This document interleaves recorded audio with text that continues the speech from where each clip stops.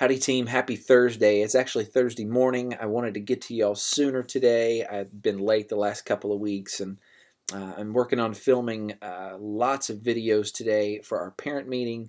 And my voice is going to be shot by the end of the day, but I love y'all more, and so I wanted to get y'all taken care of first. So here we go. For starters, I would use option 2 instead of option 1 with the materials. We talk about Ezra. Ezra's going to be a great lesson.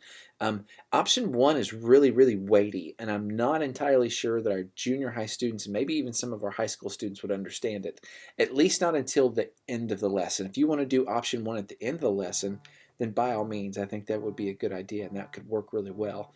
But I would not do option 1, at least right out the gate. That's pretty heavy stuff. Fun fact about King Cyrus.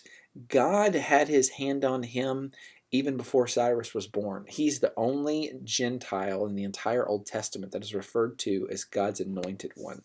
In fact, Isaiah chapter 44 and chapter 45 especially, 100 years before Cyrus was born, uses that exact phrase. It's an amazing thing. And this is what's even more interesting to me, is the fact that when Isaiah was declaring these judgments against God's people and talking about the king that was going to set the captives free, Israel was thriving. Like, things were going really, really well. But God had declared his judgment and said, it's coming. Don't you doubt it. But even in his judgment, he promised them a return, and that was going to come via Cyrus, again, a non-believer. Now, this is where myself and a lot of our students go, man, that's crazy. Like, God didn't part the Red Sea this time. It wasn't like a supernatural thing. He used a total pagan to set the children of Israel free. Cyrus came in and he conquered Babylon after 70 years of captivity, just like God had promised it would be. And then he immediately let all the captives go. I'm like, wow, that's really crazy. Well, it is, but it was also a common practice at the time too, which don't downplay that. Let me explain that. Here's the deal. When a new king comes in and conquers a previously ruled country, he would frequently undo the stuff that the previous king had done, just to stick his stamp of what life's going to be like on it now. It's not unlike politicians now, for that matter, too. And then they would also frequently, in an effort to try to honor the gods of those people, because Cyrus is a polytheist. He's not a godly guy. He's not as evil as some guys that we've seen, but he was a type of guy that loved to collect new gods. And that's what polytheists do. What if you have 10 gods, what's 100 more, right? And so when they would discover a new god, they would do things to try to please the new god.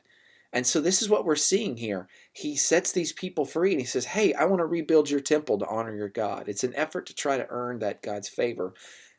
What's unique about that, though, is the fact that Cyrus already had God's favor. He had, again, before he was ever born, the Lord had predicted, hey, you're going to be a ruler, you're going to rule the entire world. And he's known as Cyrus the Great. He did. But he didn't really know the Lord. He never became a believer. So even though we read through this passage, he says all these kind things about God the Father. Don't believe him in that sense. I think he was being truthful what he knew about God, but he never served God earnestly. Here's what we need to know, though, is that God always, in his sovereignty, is in control of all rulers. And so he frequently will use unbelievers to accomplish his purposes. Now, he also frequently will use believers to accomplish his purposes, and that's an exciting thing. But it's just a reminder that he really is in control of all things. The other thing that we want to do is celebrate God's promises. Celebrate when God gives us a promise, celebrate as promises are fulfilled, and then celebrate progress in our lives too. The Jews, and page 60 alludes to this really, really well, when they were offering all these sacrifices and singing and doing all these worship services, it wasn't an effort of atonement. It wasn't them going, God, we messed up, we're so bad, we're so sorry, thank you for bringing us home. It was pure celebration. The penalty had already been paid in all these cases. They were just doing a great job of thanking God continually for his work. And we need to be that way too. Too often, myself included, we wait until something's done before we really celebrate. And God doesn't want us to do that. Celebrate the progress in our lives. When week to week, when we get a little bit more godly, when week to week, when we learn more about the Father, when we're changing ever so slightly, we may not be where we want to be at the end of the day, but we got a little closer. We need to celebrate and thank Jesus for that. And that's what they were doing progressively as they built the temple, which is a fun thing. The last thing I would point out too is the men weeping.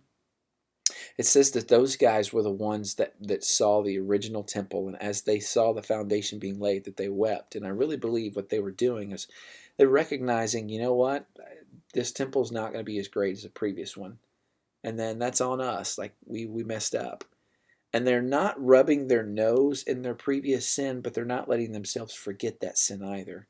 And this is important for us as believers to do. Even though God changes us and makes us different, we can't forget where He brought us from, because if we do forget, we frequently go back to that place too. And so they're humbled and they're sad and they're recognizing their sin, but they're also starting to celebrate where God's taken them as well. So lots of good stuff this week. Guys, I love y'all and I can't wait to see you. We'll talk to you soon.